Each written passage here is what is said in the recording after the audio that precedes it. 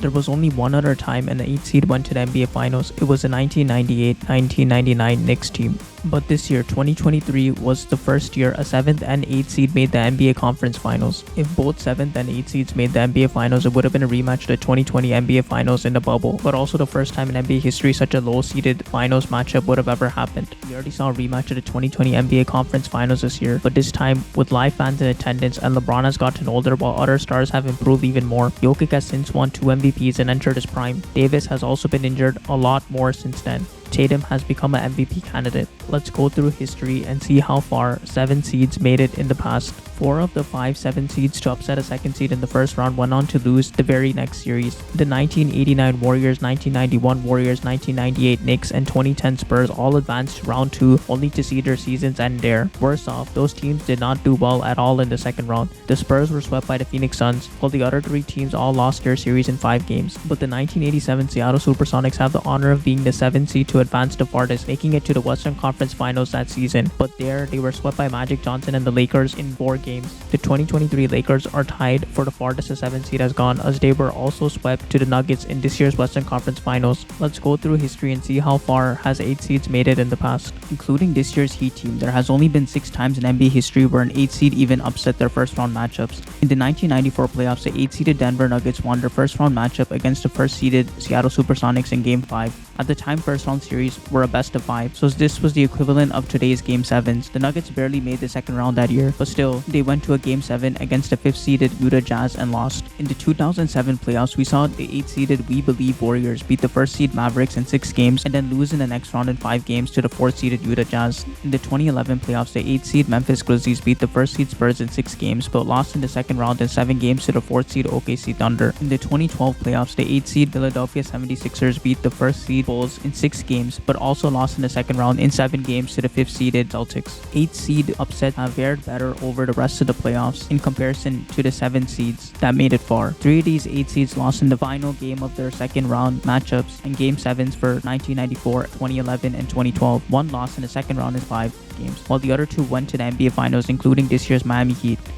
But let's go into depth on that 1999 playoff Knicks run that is still now tied for the farthest an 8 seed has ever gone. The Knicks' magical run as an 8 seed in the Eastern Conference in 1998-99 remains the last time they reached an NBA Finals. The season was shortened due to a lockout. The Knicks struggled with consistency throughout the regular season, totaling a 27-23 record. Led by head coach Jeff Van Gundy, the team was able to change gears come playoff time and show grit and determination. The Heat and Knicks rivalry in the late 90s was as intense and physically demanding as any that we've seen, and this best of 5 series in 1999 was no different. It was a grueling and hard-fought series, but the Knicks had the last laugh when Allen Houston hit a game-winning shot to stun Heat fans in Miami. Allen Houston hit this shocking series-winning shot with 0.8 seconds left to complete the Knicks' first-round upset against the Heat. Miami leads New York 77-76. It'll be the Knicks basketball.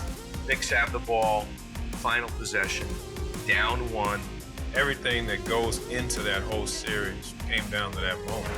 Houston pops out up top, down the lane, running jumper! When I let it go, it felt short, but I guess that last little wrist, gives you a little bounce. Off the front rim, and in with 8/10 of a second to go. Houston hits a running jump shot, and the Knicks take the lead, 78-77.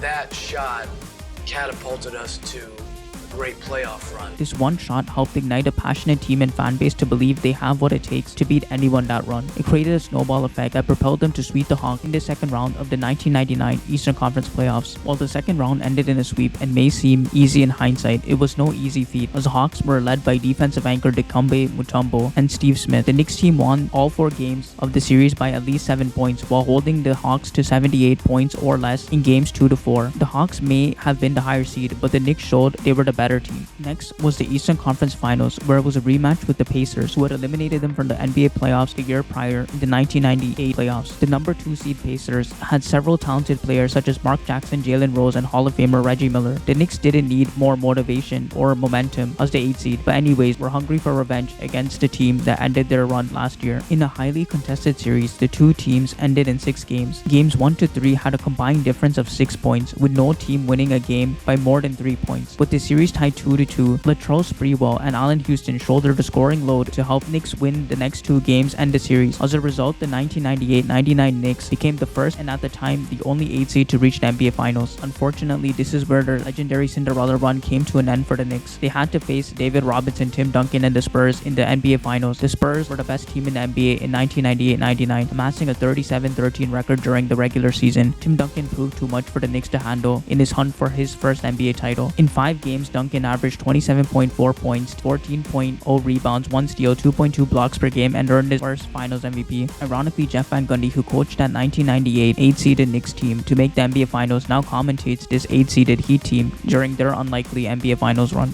Let's compare how many games it took those farthest 7 and 8 seeds to get to these finishes. In 1987, the first round was still a best-of-5 series, so a win in 4 games is the equivalent of winning that series in 6 games today. Considering this, the 2023 Lakers' path was identical in series finish as the 1987 Supersonics all throughout their playoff run, including their conference finals ending in a sweep. This Heat team played 18 games to get to the NBA Finals while the Knicks played 15 games, partly because first-round series used to be a best-of-5 series, but in terms of depth and how far they made it into the playoffs, they're both currently tied, having won a game in the NBA Finals in these unique playoff runs. Now that the Heat won 1 game in the NBA Finals against the Nuggets, they are now tied for the farthest an 8 seed has ever gone in the NBA playoffs. The 2023 Lakers have also tied the farthest a 7 seed has gone, but it is really remarkable both these feats to happen in the same playoffs. The 2023 Heat, though, are not done yet and can still win more games and even the series, making them the lone holder of the record for the farthest an 8 seed has ever gone in NBA history. But worst case scenario, if they end up losing every game from here on out, and because they won 1 game, at least they'll be tied with the 1999 Knicks for the farthest an 8 seed has ever gone in the NBA playoffs. Check out my other video about how this 8 seeded Miami Heat team should have been a much higher seed under old NBA division title rules.